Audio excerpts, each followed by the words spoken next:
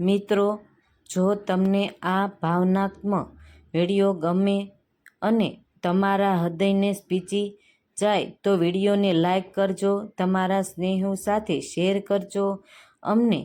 અમારી ચેનલને સબસ્ક્રાઈબ કરવાનું બિલકુલ ભૂલતા નહીં.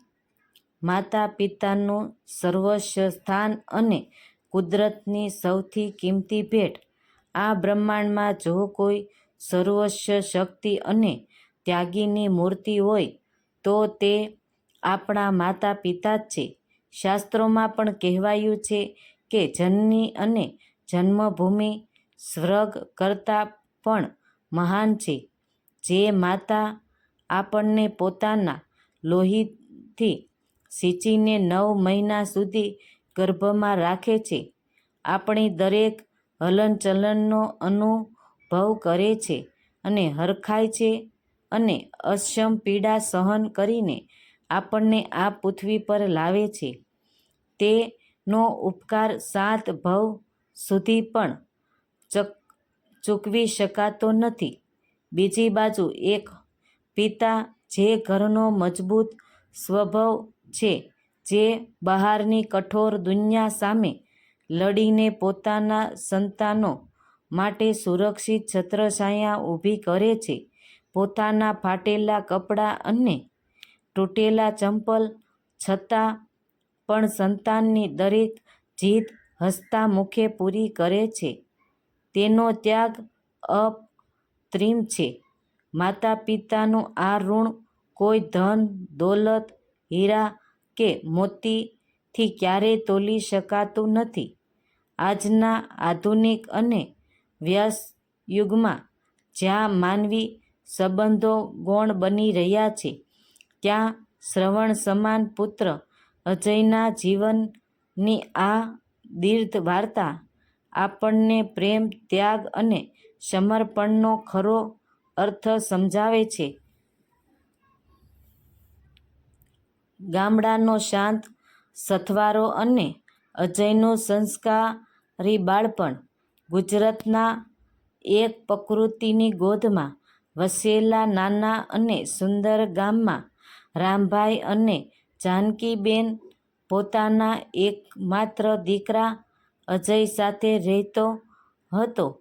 રામભાઈ ખૂબ જ નીતિવાન અને મહેનતુ ખેડૂત હતા, જેઓ ધોધકતા તાપમાન અને મુશળધાર વરસાદમાં પણ ખેતરમાં પરસેવો પાડીને ઘરનું ગુજરાન ચલાવતા. જાનકીબેન ભલે બહુ ભણેલા નહોતા, પણ સંસ્કારોની યુનિવર્સિટી હતા. તેઓને નાનપણથી જ અજયને નીતિ, સચ્ચાઈ અને વડીલો પ્રત્યે આદર રાખવાના પાઠ ભણાવ્યા હતા. અજય પણ બાળપણથી જ ભણવામાં તેજસ્વી હોવાની સાથે સાથે અત્યંત વિદ્વાન હતો. શાળાએથી આવીને તે પિતાને ખેતરમાં મદદ કરતો અને રાતે દીવાના આછા અજવાળામાં બેસીને મોડી રાત સુધી ભણતો. રામભાઈની ઈચ્છા હતી કે તેમનો દીકરો ખૂબ જ ભણે અને મોટો સાહેબ બને, જેથી તેમને જે ગરીબી વેઠવી પડી તે જ અજયને જોવી પડે.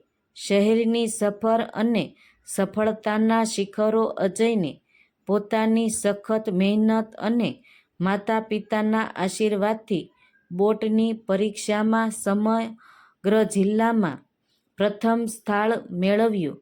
રામભાઈએ પોતાની જમીનનો એક નાનો ટુકડો ગીરવે મૂકીને અને પોતાની જિંદગીની આખી મૂડી લગાવીને અજયને શહેરની મોટી એન્જિનિયરિંગ કોલેજમાં ભણવા મોકલ્યો.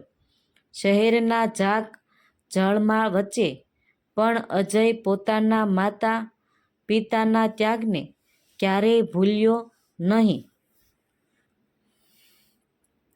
તે હોસ્ટેલના નાના રૂમમાં રહીને માત્ર ભણવા પર જ ધ્યાન આપતો.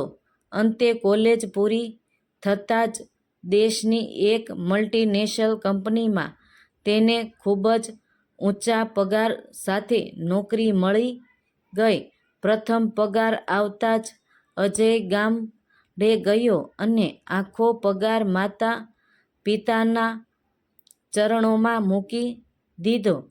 રામભાઈ અને જાનકીબેનની આંખોમાંથી વહી રહેલા ખુશીના આંસુ એ વાતની સાક્ષી પૂરતા હતા કે તેમની જિંદગીની તપસ્યા આજે સફળ થઈ ગઈ.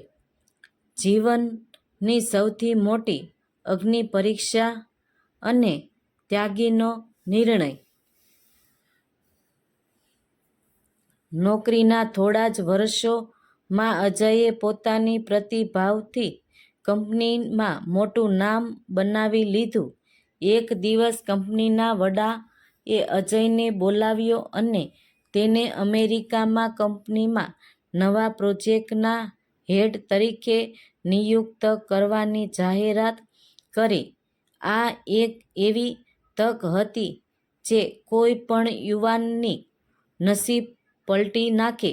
વૈભવી જીવન, કરોડોનું પેકેજ અને આંતરરાષ્ટ્રીય સ્તરે ઓળખ, બધું જ તેની સામે હતું. પરંતુ આ પ્રોજેક્ટને 5 વર્ષનો હતો અને નિયમ મુજબ તે પોતાના માતા પિતાને સાથે લઈ જઈ શકે તેમ નહોતો.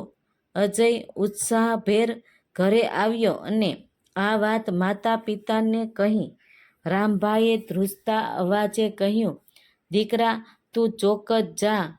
અમારા લીધે તારી પ્રગતિ ન રોકાય. પરંતુ જાનકીબેનની આંખોમાં છુપાયેલો પુત્રવિયોગનો ડર અને રામભાઈના ચહેરા પરની લાચારી અજયને જો લીધી અને તેણે વિચાર્યું કે જે માતા પિતાએ મારી પ્રગતિ માટે પોતાની આખી જિંદગી હોમી દીધી, આજે જ્યારે તેમને મારી સૌથી વધુ જરૂર છે, ત્યારે હું તેમને એકલા મૂકીને માત્ર પૈસા કમાવા વિદેશ જાઉં? અજયે બીજે જ દિવસે કંપનીમાં જઈને અમેરિકાની ઓફિસ નમ્રતાપૂર્વક નકારી દીધી. તેના મિત્રોએ તેને મૂર્ખ કહ્યો, પણ અજયના મનમાં એક અદ્ભુત શાંતિ હતી. વૃદ્ધાશ્રમ, સ્થાનો, સધિયારો અને પિતૃભક્તિનો ચરમસીમા સમય ક્યારેય કોઈની રાહ જોતો નથી.